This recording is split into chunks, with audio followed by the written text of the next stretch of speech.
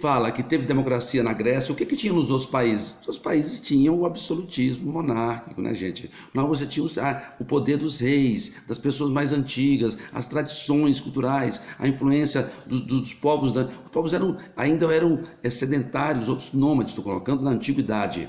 Eu estou falando aqui na antiguidade.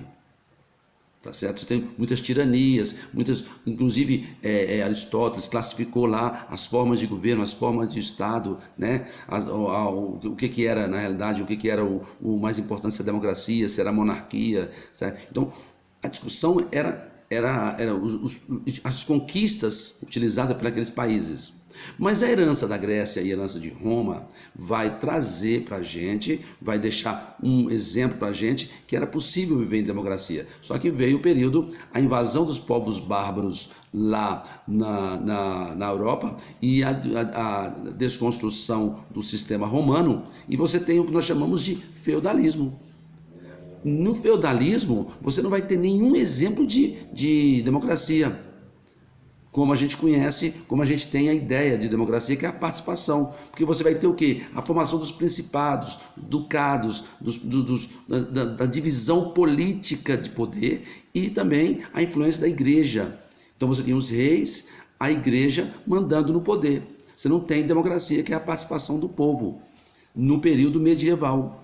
Então você não tem exemplos de democracia nesse período.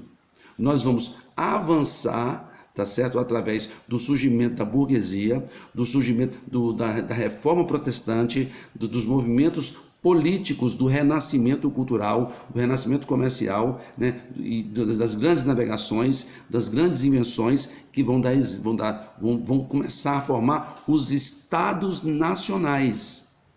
Porque aí você tem a formação da França, a formação da Espanha, a formação de Portugal, a formação dos países, né, como países, como identidade, como nação. Isso do período feudal, medieval, para o período da Idade Moderna. Mas você não tem nenhum exemplo de democracia. Pelo contrário, quem mandava era o rei. Inclusive, nós vivemos a monarquia aqui até 1822.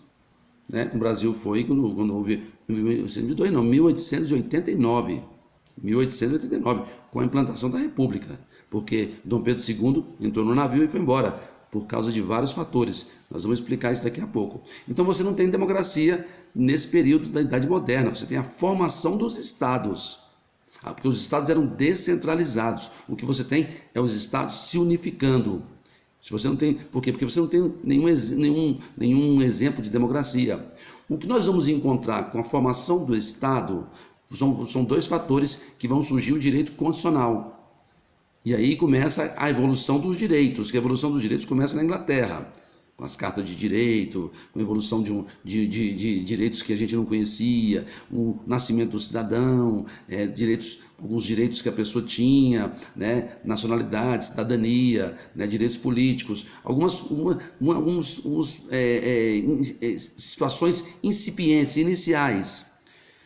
Quando nós vamos acontecer a Revolução Francesa e a Revolução Norte-Americana, o iluminismo através da informação, através do conhecimento, através da razão, o poder deixa de ser teocrático, a partir do século XVI, XVII, deixa de ser teocrático e passa a ser uma discussão de onde vem o poder. Quem é o terceiro Estado? Numa obra chamada Quem é o Terceiro Estado, do Emmanuel Sieyès. Emmanuel Sieyès, na França. Quem é o terceiro Estado? Que era a burguesia e os camponeses, tá bom? Os camponeses, e aí, porque queriam que o voto fosse unitário lá na Revolução Francesa. E a Revolução Francesa é a chegada de igualdade, liberdade, fraternidade. Igualdade, liberté, fraternité. Que na realidade a igualdade era a igualdade de voto. É a igualdade de voto. O voto dos camponeses e burgueses deveriam ter o mesmo valor da burguesia e da nobreza e do clero. Da nobreza e do clero. Só a discussão toda era essa. E aí a Revolução Francesa, o que é? É a mudança de status quo. É a mudança de status quo, tanto nos Estados Unidos como na França. Daqui a pouco a gente continua.